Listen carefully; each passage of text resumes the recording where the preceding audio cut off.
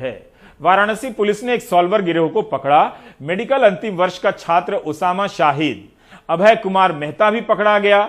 BHU में BDM की छात्रा जूली और उनकी मां को भी गिरफ्तार किया गया। जूली ने 2 साल पहले नीट की परीक्षा पास की थी। जूली किसी और छात्रा के बदले परीक्षा देने जा रही थी। खबरों के मुताबिक परीक्षा पास कराने के 5 लाख रुपए लिए गए थे। 2019 में मद्रास हाईकोर्ट को आदेश देना पड़ा कि राज्य के मेडिकल कॉलेज में एडमिशन ले रहे 4250 छात्रों की फिंगरप्रिंट ली जाएगी, ताकि सत्यापित हो सके कि जो छात्र एडमिशन ले रहे हैं उन्होंने ही परीक्षा दी थी। उस साल 6 ऐसे मामले आए थे। नेशनल टेस्टिंग एजेंसी ना तो नीट और ना ही आईआईटी की परीक्षा को धांधली से बचा पा रही है। नीट की परीक्षा हो रही है और सॉल्वर गिरोह किसी के बदले किसी और को परीक्षा देने के लिए भेज रहा है। लाखों रुपए के लेन देन हो रहे हैं। तो छात्रों के मन में यह आशंका बैठी रहती है कि यह परीक्षा पैसे देकर कोचिंग करने वालों और पैसे देकर चोरी करने वालों के लिए भी है। अभी तक इसकी विश्वसनीयता को पुख्ता नहीं किया जा सका है। बुधवार को हमने पटना यूनिवर्सिटी के बारे में बताया था कि शिक्षकों के कई 100 पद खाली हैं। शिक्षकों के बगैर छात्रों के कई साल यूं ही गुजर जाते होंगे, उनका विकास नहीं होता होगा। जानबूझकर छात्रों को पीछे रखने का यह जुगाड़ है, जिसके लिए सरकार से लेकर वहां का समाज दोनों काफी मेहनत कर रहे हैं कि हमारे बच्चे आगे ना निकल जाएं। हमारे सहयोगी हबीब आज भी पटना यूनिवर्सिटी गए। यह साइंस कॉलेज है। बिहार के छात्रों का सपना होता था कि यहां पढ़ना।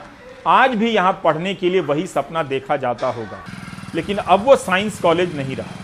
इसकी खूबसूरत इमारतें किसी भव्य संस्थान का इशारा देती हैं, लेकिन भीतर की हालत बता रही है कि सरकार ने तय कर लिया है कि साइंस कॉलेज को भी डंप कर देना है, कूड़े में डाल देना है। साइंस कॉलेज के केमिस्ट्री डिपार्टमेंट का कितना नाम था, लेकिन आज इसकी प्रयोगशाला में छात्रों को सिखाने के लिए कोई शिक्षक नहीं है। छात्र खुद से ही कुछ कर लेते हैं। बाकी प्रयोगशाला की छत जर्जर हो चुकी है और जरूरी चीजें भी नहीं होती। नई यूनिवर्सिटी के नाम पर युवाओं में सांप्रदायिक जोश फैला देने वाले नेता कभी इन युवाओं को अपने साथ इन जगहों पर नहीं लाते, जिन्हें थोड़ी सी मदद में बेहतर किया जा सकता था। साइंस कॉलेज में 1800 छात्र पढ़ते हैं, आधी लड़कियां हैं। कितनी मेहनत से लड़कियां पटना और पटना के साइंस कॉलेज तक पहुंचती होंगी, उन्हें पता भी नहीं होगा कि इस कॉलेज का साइंस खत्म हो चुका है। यहां पर शिक्षकों के मंजूर पदों की संख्या 91 है, लेकिन है 29 टीचर। 61 टीचर नहीं हैं। इनकी जगह 16 गेस्ट फैकल्टी हैं। हबीब की मुलाकात अभय कुमार से हुई, जो केमिस्ट्री विभाग में काम करते हैं और पटना विश्वविद्यालय के शिक्षक संघ के महासचिव हैं। अभय का कहना है कि 70% शिक्षक नहीं हैं, जितने नए आए उससे कहीं ज्यादा रिटायर हो गए। टीचर पर इतनी भार है कि वह रिसर्च में समय नहीं दे पाता है। सबसे बड़ी चीज, एक क्लास से निकलो दूसरे क्लास में जाओ, यह स्थिति है। और फिर कहा भी जाता है कि बिहार में जो है सभी हायर एजुकेशन का जो है सो स्थिति गर्त में है। ये शिक्षक के कारण नहीं है। ये बिहार सरकार को इस बात पर सोचना चाहिए कि अगर जो हायर एजुकेशन को बचाना है तो प्रॉपर जितनी स्ट्रेंथ है। दूसरी बात, सभी विश्वविद्यालयों में प्रोफेसर और एसोसिएट प्रोफेसर की पद है। जैसे हम केमिस्ट्री डिपार्टमेंट के टीचर हैं, तो यहाँ पीजी डिपार्टमेंट में 2 प्रोफेसर, 4 एसोसिएट प्रोफेसर की पद है। उसी तरह से साइंस कॉलेज केमिस्ट्री डिपार्टमेंट में 1 प्रोफेसर और 4 एसोसिएट प्रोफेसर की पद है। इस पद पर बहाली जो टोटल स्ट्रेंथ का 30% होता है, इस पर आज विगत 30 वर्षों से नियुक्ति नहीं होती। लैब में केमिकल की बहुत भारी कमी है। ये तो शिक्षकों का काम नहीं है, विश्वविद्यालय का काम है। विश्वविद्यालय फंडिंग नहीं कर रही है। जो लैब में अगर हम लैब करेंगे तो कैसे करेंगे? हमारे पास कोई एसिड नहीं है। जो भी केमिकल है आज से 50 वर्ष पुराना है, जो पुराना साइंस कॉलेज का था उसी के भरोसे से, और पुराना इक्विपमेंट है। पहले हम लोग डिस्टिल्ड वाटर आज भी उसी तरह से कर रहे हैं, पुराने वाले टेक्निक से, जबकि अब आज तो नया डिस्टिलेशन मशीन वगैरह आ गया है। माइक्रोवेव का कमी है यहाँ पे। जो हम सिंथेसाइज किसी कंपाउंड का करेंगे तो जो हम 5 मिनट में कर सकते हैं, आज भी हम उस चीज़ को यहाँ पे 2 घंटा तक हीट करके करते हैं। हमारे पास लैब में अपैरेटस की बहुत कमी है और केमिकल की भारी कमी है यहाँ पे। जो गुणवत्ता होनी चाहिए थी वो नहीं है, कहीं ना कहीं उसमें हम पीछे रह रहे हैं। हमारे और भी जो मित्र हैं जो दूसरे यूनिवर्सिटी या सेंट्रल यूनिवर्सिटीज़ में हैं, उसके कंपैरेटिव में हम लोग बहुत पीछे रह जा रहे हैं। उसके कंपेयर में हम लोग कम्पीट नहीं कर पाएंगे कभी भी, क्योंकि जो जिस तरह से लैब होना चाहिए या क्लासेज होनी चाहिए वो हो नहीं पा रही है। मुझे ठीक ठीक पता है कि ऐसी रिपोर्ट दिखाने से ना तो समाज पर असर पड़ता है ना सरकार पर। अगर बिहार सरकार एक साइंस कॉलेज नहीं चला सकती है तो फिर उसे पूरी तरह बंद कर देना चाहिए। पटना यूनिवर्सिटी में 18,000 छात्र पढ़ते हैं। यूनिवर्सिटी में मंजूर पदों की संख्या 850 से अधिक है, लेकिन 300 से कम शिक्षक पढ़ा रहे हैं। शिक्षक संघ के नेता ने बताया कि यहाँ सबसे अधिक छात्र इतिहास विभाग में हैं, लेकिन वहाँ एक भी शिक्षक नहीं है। कई विभागों में पोस्ट ग्रेजुएशन की पढ़ाई के लिए एक भी टीचर नहीं है। अभय कुमार ने कहा कि कुछ शिक्षकों की नियुक्तियां हुई हैं, लेकिन ज्यादा रिटायर हो गए। हमारे सहयोगी हबीब पटना यूनिवर्सिटी के कई हिस्सों से गुजरते हुए भूगोल विभाग पहुंच गए। पता चला यहां सिर्फ एक ही प्रोफेसर हैं और 2 गेस्ट फैकल्टी। उनकी भी कोई दूसरी परीक्षा में लॉटरी लग गई है तो वो भी नहीं। प्रोफेसर अनुराधा सहाय ने पिछले साल ही वीसी को लिखा था कि तमाम पद खाली।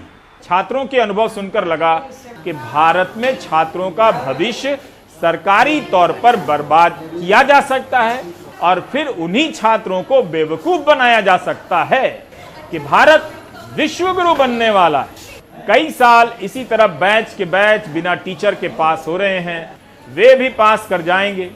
यह तस्वीरें बता रही हैं कि बिहार जैसे राज्य ने उच्च शिक्षा को बीच मझधार में छोड़ दिया है।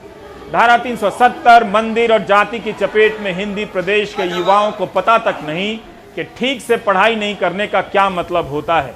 दुनिया के दूसरे छात्र इस उम्र में उनसे कितने आगे निकल चुके हैं।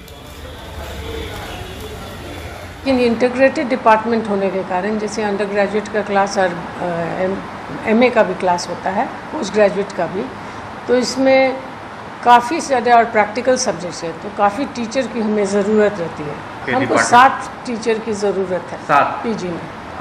अच्छा पीजी में वैकेंसी है 17 वैकेंसी है। तो उसमें हमको यही दिक्कत लग रही है कि मतलब आगे कैसे क्या होगा। अगर हम डिपार्टमेंट खोल भी देते हैं फुल फ्लेजेड क्लास के लिए, चूँकि अंडर ग्रेजुएट और पोस्ट ग्रेजुएट दोनों हैं, तो इसके टीचर सब दोनों जगह जाते हैं क्लास लेने के लिए, तो हम किसको भेजेंगे। यहाँ टीचर की संख्या ही बहुत कम है। मैं अपने डिपार्टमेंट की बात करूँ, मैं एंशिएंट इंडियन हिस्ट्री और आर्कियोलॉजी की बात कर रहा हूँ, तो इस विषय में मैटर भी पर्याप्त नहीं मिल पाता है, लाइब्रेरी से भी सहयोग नहीं मिल पाता है, तो फुल्ली हम लोगों को टीचर पे डिपेंड रहना पड़ता है, क्योंकि न इसका गेस्ट पेपर, न क्वेश्चन बैंक में पोर्शन है और न ही इसका कोई पासपोर्ट वगैरह उपलब्ध है। तो हम लोग को फुल्ली रूप से टीचर पे डिपेंड होना पड़ता है और हमारे डिपार्टमेंट में टीचर की बहुत कमी है। जहाँ मतलब कम से कम 15 टीचर होने चाहिए, वहाँ 3 ही टीचर है जो गेस्ट फैकल्टी हैं और फुल्ली उन्हीं पे डिपेंड होना पड़ता है। हिंदी डिपार्टमेंट जितनी भी फैकल्टियाँ हैं वो नहीं हैं। जैसे हमें 10 लोग हिंदी में पढ़ते हैं, हिंदी में पढ़ाने वाले टीचर नहीं हैं। एक रतन सर थे जो हिंदी में हम लोगों को सारे कंटेंट प्रोवाइड कराते थे, वो भी डेथ कर गए कोरोना के पीरियड में। ऑनलाइन क्लासेस बहुत कम हुए भी हैं तो वो भी प्रैक्टिकली नहीं हुए हैं, और जितने भी प्रैक्टिकल रूम हैं वो भी हम लोगों को दिखाया नहीं जाता है और पढ़ाया भी नहीं जाता है, क्योंकि कोरोना भी मान सकते हैं एक टीचर की कमी सबसे ज़्यादा है यहाँ पे, क्योंकि एचओडी के बाद यहाँ पे पढ़ाने वाला कोई है ही नहीं हम लोगों को। पटना यूनिवर्सिटी की ऐसी हालत पर पहले भी दिखा चुका हूं, इस बार इसलिए दिखा रहा हूं ताकि आपको बता सकूं कि इस यूनिवर्सिटी की हालत अब भी खराब है। इसका इतिहास ही अब थोड़ा बहुत गाने लायक बच गया है, वर्तमान कुछ दिखाने लायक बचा नहीं। पटना यूनिवर्सिटी के वाइस चांसलर इसी यूनिवर्सिटी के छात्र हैं। उनसे बेहतर कौन तुलना कर सकता है तब के उत्थान को, अब के पतन को। लेकिन मैं दावे के साथ कह सकता हूं कि वीसी के कमरे को आप देखेंगे तो आप किसी खंडर हो चुकी यूनिवर्सिटी को देख रहे हैं, ऐसा बिल्कुल नहीं लगेगा।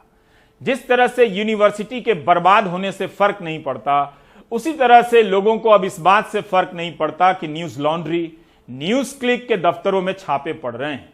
गरीबों के लिए काम करने वाले हर्षमंदर के दफ्तर पर, घर पर छापे पड़ रहे हैं तब जब वे विदेश में हैं। फर्क तो पड़ता ही होगा कुछ लोगों को, आपको भी, लेकिन आप बोल नहीं पाते हैं। सेंटर फॉर इक्विटी स्टडीज के निदेशक और जाने माने सामाजिक कार्यकर्ता हर्ष मंदर के घर ईडी की टीम सुबह 8 बजे पहुंच गई, जबकि कुछ ही घंटे पहले एक फेलोशिप के सिलसिले में हर्ष मंदर जर्मनी के लिए रवाना हुए थे। इस मामले में मिली जानकारी के मुताबिक ईडी की टीम ने अदचिनी और वसंत कुंज के उनके घर दफ्तर में छापे मारे। मेहरौली में हर्ष मंदर द्वारा चलाए जा रहे चिल्ड्रन होम पर भी छापे मारे गए। हर्ष मंदर काफ़ी वोकल रहे हैं, काफ़ी मुखर रहे हैं दिल्ली पुलिस और मौजूदा केंद्र सरकार के खिलाफ, चाहे वो नागरिकता कानून रहा हो, चाहे वो दिल्ली के दंगे रहे हों। यहाँ तक कि दिल्ली के दंगों की चार्जशीट में भी हर्ष मंदर का नाम था। फरवरी महीने में ही दिल्ली पुलिस ने एक प्राथमिकी दर्ज की थी हर्ष मंदर के एनजीओ के खिलाफ कुछ फाइनेंशियल मिसडूइंग्स, वित्तीय अनियमितताओं को लेकर के।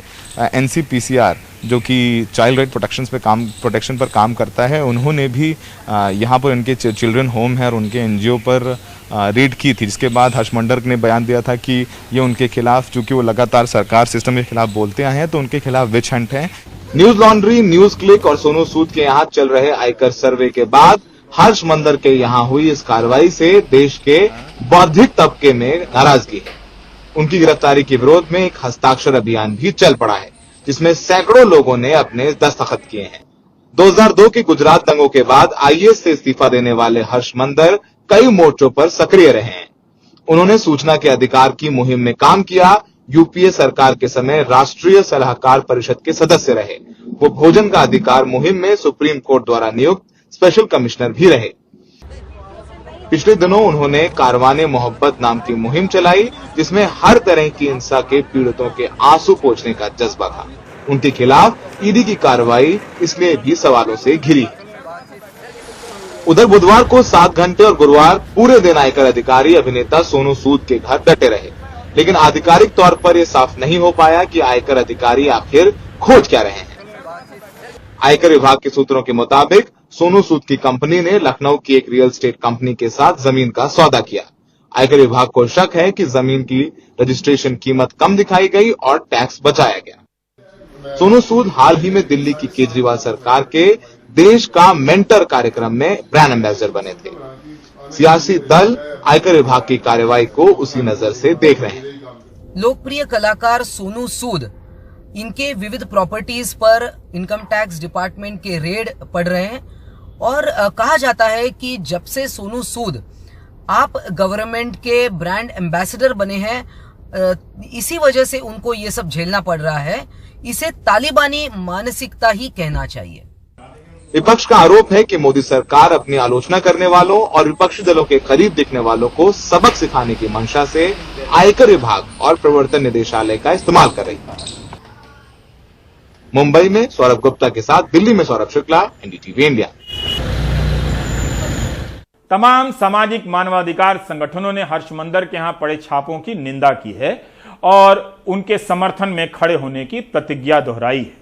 2020 के अप्रैल मई महीने में जब पैदल चलते लोगों के लिए सोनू सूद आगे आए तो सबने देखा कि सोनू ने कितनी मदद की। जैसे ही सोनू सूद दिल्ली सरकार के कार्यक्रम के ब्रांड एम्बेसडर बने, उनके घर भी छापेमारी होने लग गई। अगर आप अब भी यकीन करते हैं कि कानून अपना काम कर रहा है, किसी और का नहीं, तो आप काफी स्मार्ट हैं, उस स्मार्ट सिटी से भी स्मार्ट जो कहीं दिखती नहीं है। ब्रेक ले लीजिए।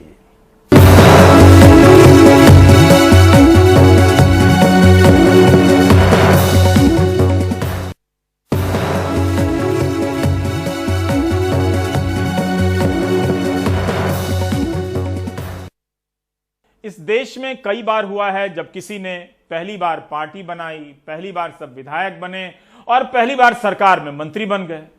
गुजरात मंत्रिमंडल में जो बदलाव हुआ है उससे गोदी मीडिया को एक लाभ हुआ है।